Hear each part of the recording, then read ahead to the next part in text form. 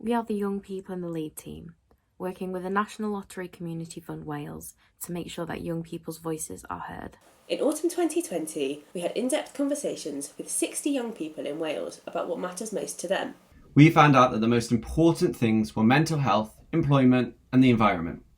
These all fed back into mental health, which is why we chose mental health as our focus. Mind Our Future is a £10 million grant programme which aims to improve the voice of young people in Wales.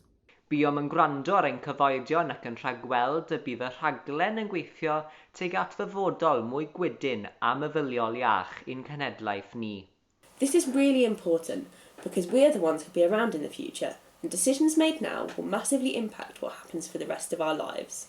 Here are some of the things we are looking for from partnerships that are applying to Mind Our Future.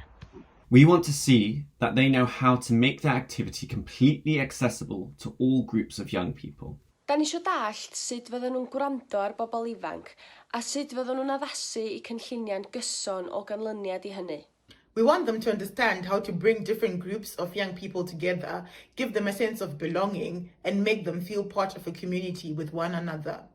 To find out more about Mind Our Future, visit www.tnlcommunityfund.org.uk/youth-resilience. I gael gwybod mwy am Meddwl Ymlaen, ewch I www.tnlcommunityfund.org.uk/gwydnwch cysylltnod ieuenctid.